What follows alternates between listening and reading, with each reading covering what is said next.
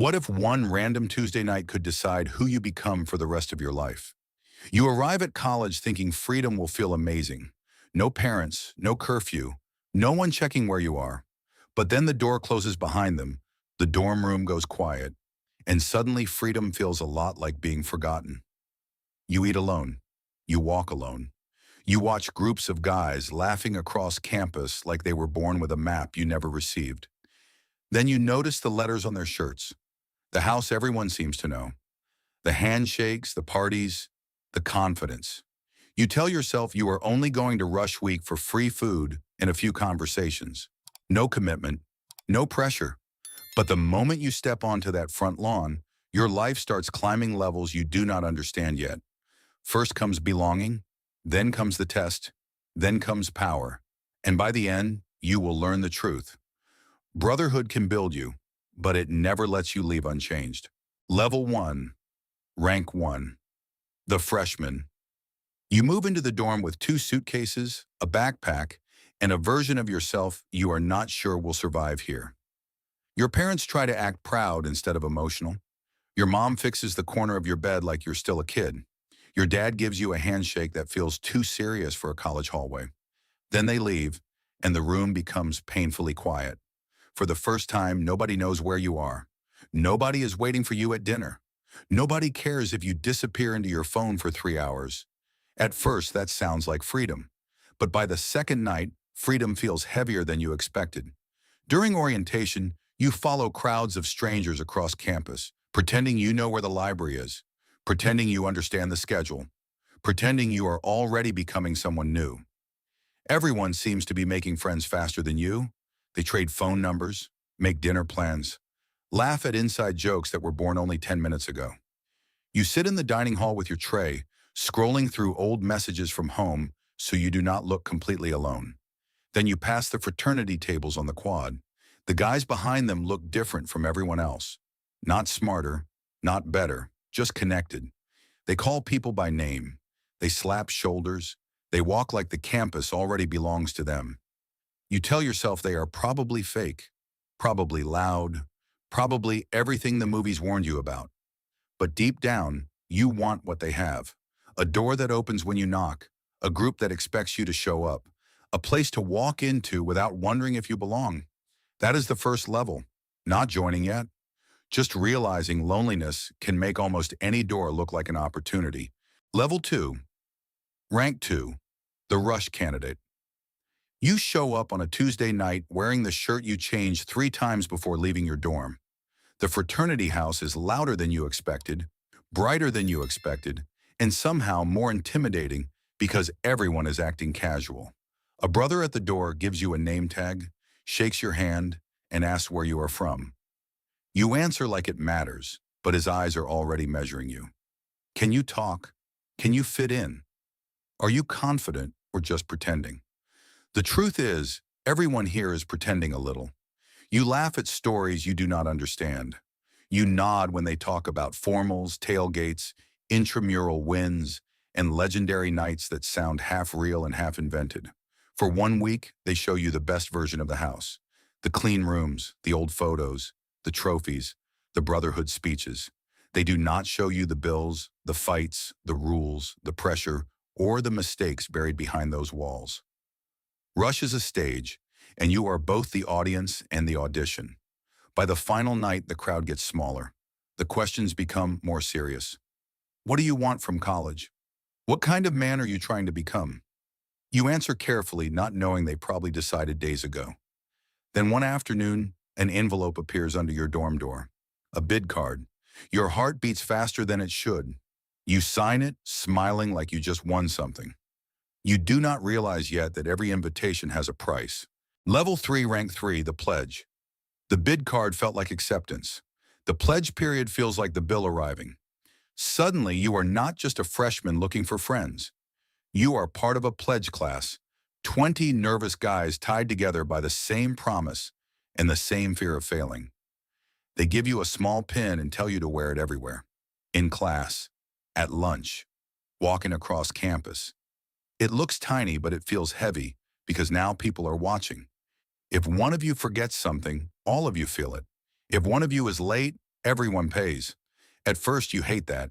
Then slowly it turns strangers into teammates. Your days become a blur of lectures, chapter history, names, dates, rules, late night calls, and cleaning rooms no guest will ever see. You are tired in ways you did not know a college student could be tired. Your grades slip. Your patience gets thin. Some guys quit, and nobody says much. But the empty space they leave follows the rest of you. Still, you stay. Not because it is easy, because you have started to believe there is something waiting on the other side. When initiation finally comes, the same brothers who tested you now look at you differently. They shake your hand, call you brother, and for 1 second, all the exhaustion turns into pride. You survived the door. Now you are inside the house. The level 4, you rank 4, the active brother. For 2 weeks after initiation, you feel untouchable. The letters on your chest change the way you walk across campus. People recognize you now. Brothers wave you over at lunch. There is always a plan, always a room full of voices, always somewhere to be. Then the shine starts to fade, and the real work begins. Brotherhood is not just the party everyone sees from the outside. It is Sunday chapter meetings that drag on forever. It is dues you did not fully understand when you signed the card. It is fines, votes, group messages, house rules, and arguments over money nobody wants to talk about. The parties are real too.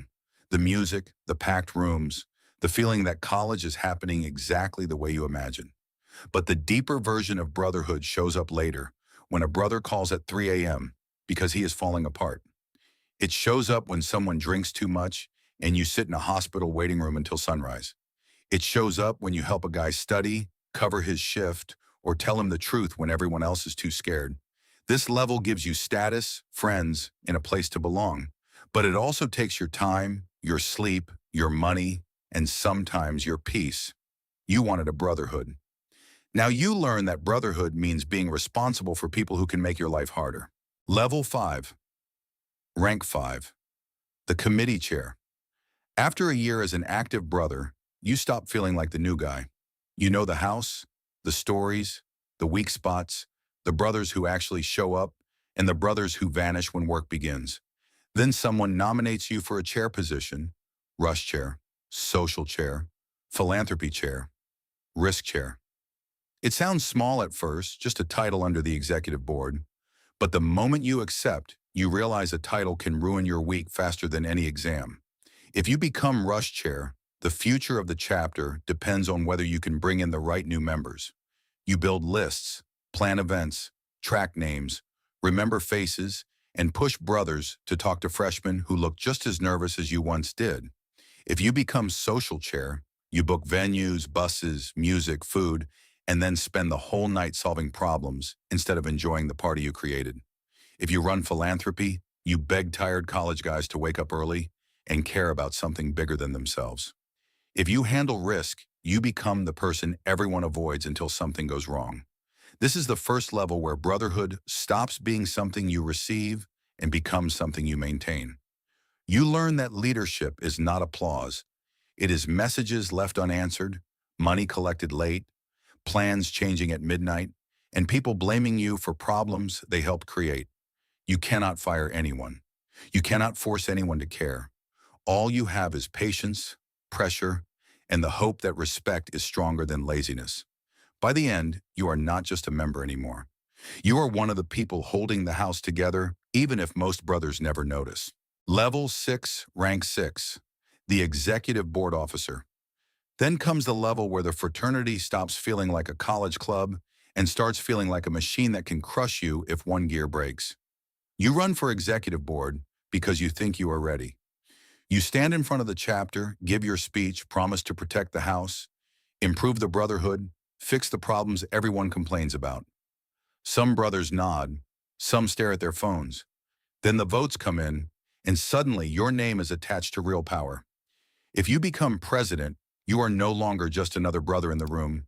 You are the face people call when something goes wrong. The university wants answers from you. Nationals wants reports from you. Alumni want discipline, tradition, and clean finances. Brothers want parties, freedom, and fewer rules. You stand in the middle, trying to keep everyone from tearing the house apart. You deal with fights, complaints, conduct issues, missed dues, broken promises, and emergencies that always arrive at the worst possible time. If you are treasurer, you learn that money can turn friendship cold. You chase payments from guys who laughed with you yesterday and avoid you today. You balance a budget bigger than anything you have ever touched, and every dollar has someone questioning it. If you are vice president or standards chair, you become the person who has to say no when everyone wants yes. This rank gives you authority, but it also steals your excuses. When the chapter fails, people look at you. When brothers mess up, you carry the consequences. You are still taking classes, still trying to be young, still trying to enjoy college. But now you understand leadership for real. It is not standing above everyone. It is standing in front when the damage starts flying. Level 7, Rank 7, the chapter advisor. You graduate, leave campus, get a real job, and move into an apartment where nobody is yelling in the hallway at 2 a.m. For a while, you think the fraternity is behind you. Then the current president calls. They need help with a budget issue. Then an alumni meeting. Then a lease. Then a problem with the university. Before you know it, you are back in the house once a month, sitting in the corner, while 20-year-olds argue about the same things you once argued about, like they have discovered conflict for the first time. Now you are the adult in the room, even though part of you still remembers being the kid who needed one. You review plans, answer late-night calls, write careful emails, and explain consequences to brothers who think every rule is unfair until they are the ones cleaning up the damage. Most of your advice gets ignored. Some of it saves them from mistakes they will never know they almost made. This level gives you perspective. You see the cycle clearly now. Freshmen arrive lonely. Pledges suffer together. Brothers rise, lead, fail, graduate, and disappear into real life. The faces change every few years, but the patterns stay almost exactly the same.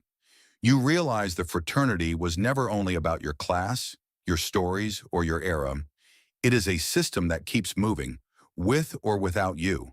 And somehow, even after everything it took from you, you still answer the phone when it calls. Level 8, Rank 8, the legacy patriarch. Years pass faster than you thought they would. The house becomes a memory, then a story, then something your family hears so often they can finish parts of it for you. You build a career. You lose touch with some brothers and stay close to others. You stand at weddings, visit hospitals, answer calls from men who once stood beside you in a pledge line and now carry mortgages, children, regrets, and gray hair. Then one day, your son walks through the same front door you once feared entering. Years later, your grandson gets a bid card with the same letters printed on it.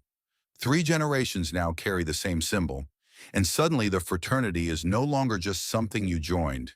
It is something you passed down. At homecoming, you walk through the chapter house slowly. The furniture is different. The music is worse. The faces are younger than you can believe. But the bones of the place are still there. The stairs, the chapter room, the backyard, the corners where your life quietly changed. The current brothers look at you with polite respect, but they do not really understand you. To them, you are alumni, history, maybe a checkbook. To you, they are boys standing at the beginning of storms they cannot see yet. They think the letters mean status. They think brotherhood is parties, photos, and being known. You know better now. Brotherhood is who answers when life stops being easy. It is who stays after the music ends. It is who remembers the version of you that existed before the world made you harder.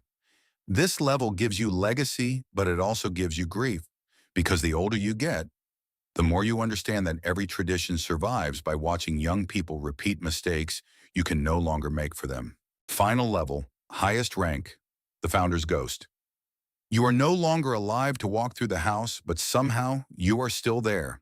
Your name is spoken in rooms you never built, by young men you will never meet. Your words are repeated in ceremonies long after your voice has disappeared from the world. Maybe when you started, you were just a lonely college student looking for something solid. Maybe you and a few friends sat in a small room, made promises by candlelight, and believed those promises could make you better men. You did not know it would become chapters, houses, alumni boards, scholarships, scandals, reforms, traditions, and generations of boys trying to become men under the same letters. This is the highest rank because it is no longer about what you control. It is about what survives you. The brotherhood becomes bigger than your intentions. Some members honor it, some damage it, some forget the meaning and chase only the status. But still, every year another freshman stands at the edge of the same choice. Another nervous kid walks into a house, wearing a shirt he changed 3 times, trying to look like he belongs. He does not know your name yet. He does not know the weight of the system he is entering. But the door opens, the cycle begins again, and a piece of your first promise keeps breathing through him. In the end, the fraternity is never just a house, a party, or a set of letters stitched across your chest. It is a ladder. At the bottom, you climb because you are lonely. In the middle, you climb because people are counting on you. At the top, you realize the ladder was never only yours. Every rank gave you something: friends, confidence, status, leadership, stories you will repeat for the rest of your life. But every rank also took something: sleep, money, innocence, pride, and the easy version of freedom you had before you belonged to anyone. That is the truth no one tells you on rush night. Brotherhood can make you stronger, but it also makes you responsible. And once you have carried it, you never fully put it down.